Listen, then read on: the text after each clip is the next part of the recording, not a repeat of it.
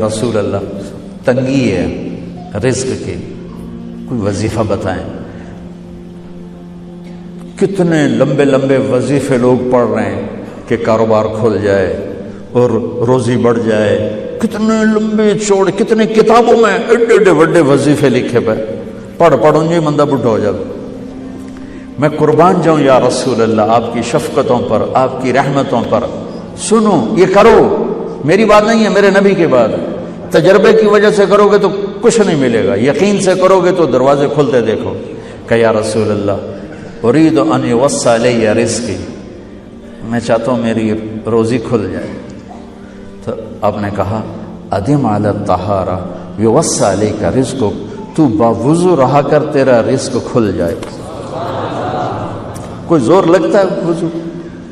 تمہارے ہاں تو سردی ہوتی ہی کوئی نہیں کہ بھئی ٹھنڈا پانی ہے کیسے وضو، یہ تو ہمارے لیے مسئلہ ہے کہ بھئی ٹھنڈا پانی ہے کیسے وضو کرو۔ وہ ہمارے گاؤں کا مراسی مجھے مل گیا، میں نے کہا چل نماز پڑھے کہ نہیں جی میاں جی سردی بڑی نہ لے جاؤں، سردی بڑی، مراسیوں کو سردی زیادہ لگتی ہے۔ میں نے کہا نہیں آج تک نماز پڑھا کے چھڑنا ہے۔ میں اس کو لے کے جب وہ ٹوٹی پہ بیٹھا نا، جو ہی ہاتھ پہ پائے وہ حالے ہو ٹھنڈا پانی، وہ حالے ہو ٹھنڈا پانی۔ تمہارے لیے تو یہ مسئلہ بھی نہیں کہ ٹھنڈا پانی۔ میرے نبی کی یہ سارا مجمع لے لو، یہ اوپر مستورات لے لیں، ادم علی الطہارہ یوسع علیک رزقک۔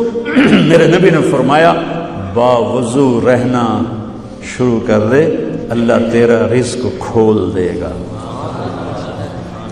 ابھی اللہ رسول کی آپس کی بات ہے تو میری بات ہوتی تو دیوار پہ مار دو، تجربہ کرو۔ نبی کی بات کو تجربہ کر کے نہیں کرتے، یقین کے ساتھ کرتے ہیں۔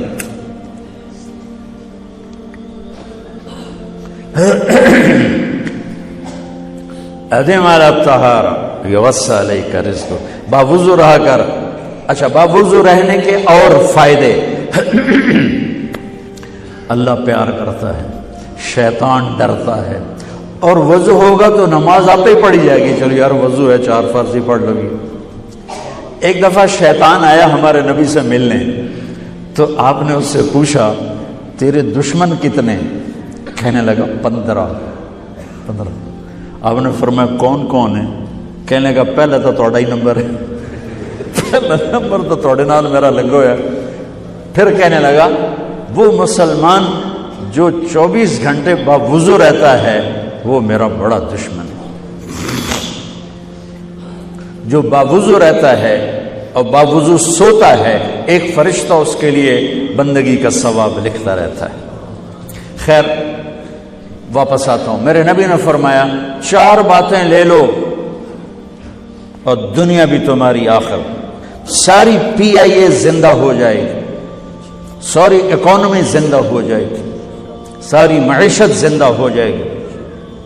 5 بھی نہیں، ایک انگلی بھی آپ نے نیچے کر دی کہ یہ بس اتنی لے لو۔ حفظ و امانت، صدق حدیث، حسن خلیقت، عفت فی طعمت۔ کیا خوبصورت! ساری زندگی کسی کو دھوکہ نہ دینا، دیانت داری۔ میرے ملک کے ادارے کیوں ڈوب گئے؟ دیانت نکل گئے، کھوٹ آ گئی، دھوکہ آ گیا۔ میرے نبی نے کہا حفظ امانت، کبھی امانت میں خیانت نہ کرنا، صدق حدیث، کبھی جھوٹ نہ بولنا، ہمیشہ سچ بولنا۔ میرے نبی نے فرمایا میرا امتی ہر گناہ کر سکتا ہے، 2 نہیں کر سکتا، ایک جھوٹ کبھی نہیں بولے گا، ایک دھوکہ کبھی نہیں دے گا۔ میرے نبی کی 2 صفتیں ہائی لائٹ ہوئیں، صادق اور بولو کیا ہیں؟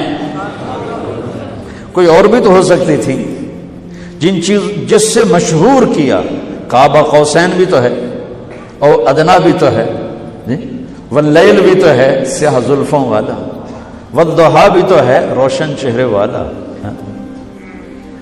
کس سے مشہور کیا؟ صادق امین۔ اگر آپ مجھ سے سوال کرو، میں ممبر رسول پہ بیٹھا ہوں کہ مولانا صاحب سارے دین کو 2 لفظوں میں بتاؤ، ساری شریعت کو، تو میرے پاس 2 لفظ ہیں، سچائی اور امانت داری۔ آپ مجھ سے سوال کرو مولانا صاحب ساری دنیا کے کفر کو بتاؤ، تو میرے پاس 2 لفظ ہیں، جھوٹ اور دھوکے بازی۔ جھوٹ اور خیانت، پوری دنیا کا کفر ان کے اندر چھپا ہوا ہے، سچائی اور دیانتداری، پوری دنیا کا اسلام اس کے اندر چھپا ہوا ہے۔ دیانت اور سچائی یہ بیج کی طرح ہے، اور پورا اسلام پھر باغ بن کے پھلتا پھولتا ہے۔ جھوٹ اور دھوکہ یہ بھی بیج کی طرح ہے، پھر اس سے کفر کا جنگل کانٹوں بھرا جنم لیتا ہے۔ میرے معاشرے سے جھوٹ نکل جائے، دھوکہ نکل جائے، یہ پاکستان جنت کا ٹکڑا ہے۔ اور یہ حکومت کے بس کا نہیں ہے کہ وہ سب کو سچ بلوائے، یہ مجھے کرنا ہے، یہ مجھے کرنا ہے، میں نے اور آپ نے اس کو شروع کرنا ہے۔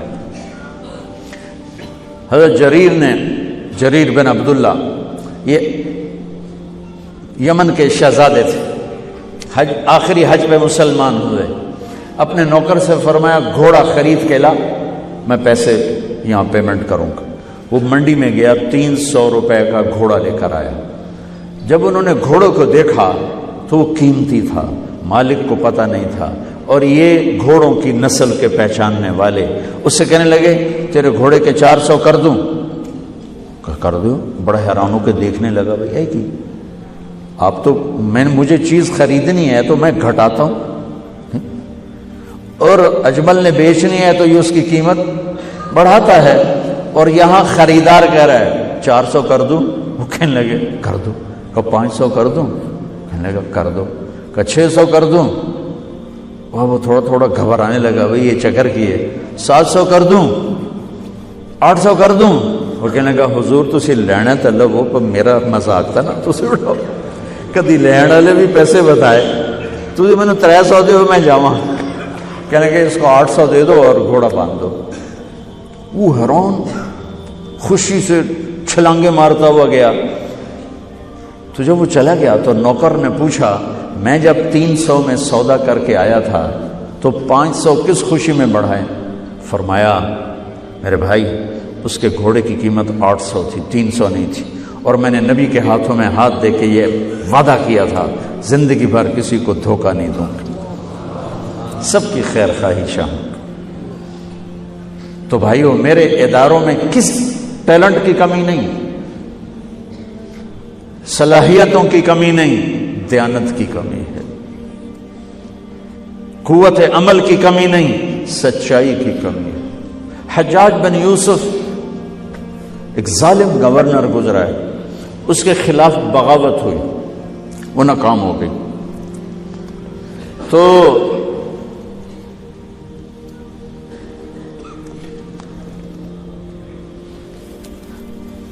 کوفہ میں ایک بزرگ رہتے تھے، ان کے بیٹے اس بغاوت میں شریک تھے۔ وہ چھپتے چھپاتے کئی سال کے بعد واپس آ گئے۔ ابن خراش ان کا نام تھا۔ ان کی سچائی مشہور تھی کہ ابن خراش جھوٹ نہیں بولتا۔ حجاج کو پتہ چل گیا CID سے کہ آ گئے، تو اس نے کہا آج ابن خراش کا امتحان ہوگا۔ اس کو کھانے پہ بلایا، عنوان ہی نہیں بنایا تفتیش کا، کھانے پہ بلایا اور کھانا شروع ہو گیا۔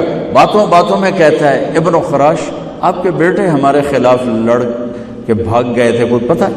تو ابن خراش ہنس پڑے، کہنے لگے حجاج زندگی موت تو اللہ کے ہاتھ میں ہے، گھر آئے بیٹھے۔